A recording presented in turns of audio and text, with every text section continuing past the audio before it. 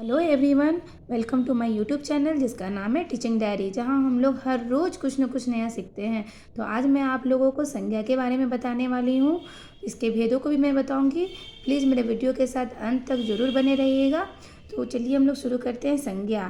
तो संज्ञा के बारे में आप लोगों को पता है, किसी भी वस्तु, व्यक्ति, स्थान या भाव के नाम को हम लोग संज्ञा कहते हैं। तो यहाँ पे एक फिगर दिया हुआ है और उसी के बारे में यहाँ लिखा हुआ है।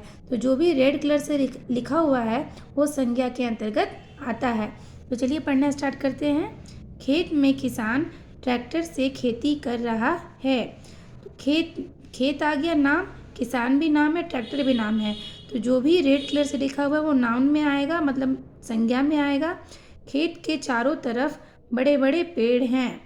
पेड़ पर उमा झूला झूल रही है। उमा को झूला झूलकर बहुत खुशी हुई।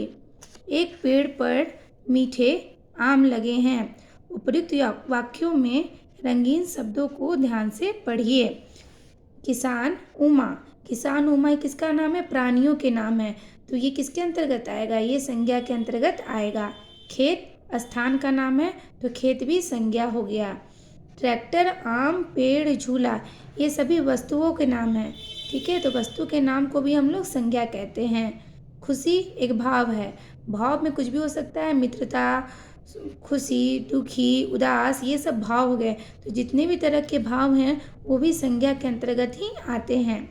ये सभी शब्द संज्ञा हैं। संज्ञा शब्द का अर्थ होता है नाम। तो यहाँ संज्ञा का डेफिनेशन दिया है, ध्यान से देख लीजिएगा। किसी प्राणी, स्थान, वस्तु और भाव के नाम को संज्ञा कहते हैं। ठीक है ना। अब संज्ञा के अन्य उदाहरण, कुछ और भी एग्जाम्पल्स दिए हुए हैं संज्ञा के, उसे भी आप लोग ध्यान से देख लीजिए। जैसे प्राणी में क्या क्या आएंगे? सीता, राम, कृष्ण, अध्यापक, माता, शेर, मोर, चिड़िया, बच्चा, गाय आदि। ये सब प्राणियों के नाम है, तो ये सभी संज्ञा के अंतर्गत ही आएंगे।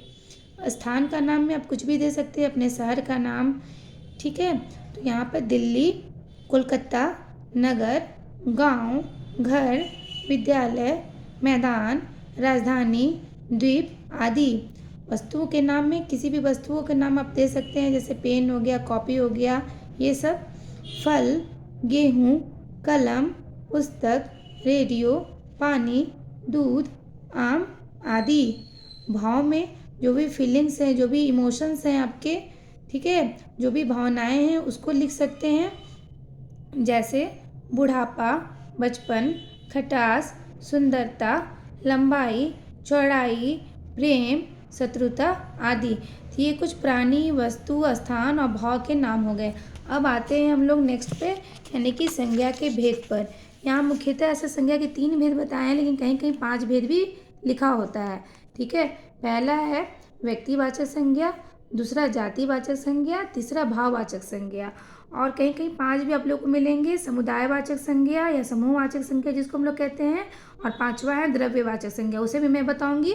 तो मेनली यहाँ पे ऐसे 3 भेद होते हैं। ठीक है, अब आते हैं व्यक्तिवाचक संज्ञा के अंतर्गत। तो जैसे यहाँ व्यक्तिवाचक संज्ञा, किसी भी व्यक्ति के नाम को हम लोग व्यक्तिवाचक संज्ञा कहते हैं। प्रॉपर नाम होना चाहिए। जैसे वो लड़का है, सब लोग जान रहा है, लड़का में बहुत सारे, लेकिन लड़का का नाम क्या है? तो लड़का हो गया, तो वो जातिवाचक संज्ञा हो गई, क्योंकि जाति का बोध करा रहा है। लेकिन अगर हम राम बोल दिए, ठीक है ना, अगर हम राम बोल दिए तो लड़का का कोई स्पेसिफिक नाम हो गया, तो वो नाम जो हो गया वो व्यक्तिवाचक में आ जाएगा। ठीक है, तो डायर जालियांवाला बाग पहुंचा, तो डायर क्या हो गया? नाम हो गया व्यक्ति का। जालियांवाला बाग भी जगह का नाम हो गया। तो किसी भी चीज़ के नाम को, जैसे जगह का नाम हो गया, व्यक्ति का नाम हो गया, वस्तु का नाम हो गया, उसे हम व्यक्तिवाचक संज्ञा कहते हैं। नेक्स्ट एग्जाम्पल है भुवन पढ़ने में तेज है। भुवन क्या है? पढ़ने में तेज। तो भुवन जो हो गया वो भी नाम हो गया। तीसरा नंबर है तिरुवल्लुवर सादा जीवन बिताते थे। तो तिरुवल्लुवर जो हो गया वो भी नाम हो गया, तो ये भी व्यक्तिवाचक संज्ञा में आ जाएगा। तो यहाँ पर व्यक्तिवाचक संज्ञा का डेफिनेशन दिया है, परिभाषा दिया है। जो शब्द किसी विशेष व्यक्ति, स्थान या वस्तु का बोध कराते हैं उन्हें व्यक्तिवाचक संज्ञा कहते हैं। समझ गए ना। किसी भी व्यक्ति का नाम हो, स्थान का नाम हो या वस्तु का नाम हो उसे व्यक्तिवाचक संज्ञा कहेंगे। कुछ और भी उदाहरण दिए हुए हैं, जैसे रमा गंगा किनारे खड़ी है। रमा लड़की का नाम हो गया, गंगा नदी का नाम हो गया। तो नाम हुआ ना दोनों, तो दोनों व्यक्तिवाचक संज्ञा कहलाएगा। दीपावली भारत में मनाई जाती है। दीपावली जो है वो पर्व का नाम है, भारत जो है देश का नाम है। तो ये दोनों भी संज्ञा में आ जाएगा। दिल्ली में लाल किला है।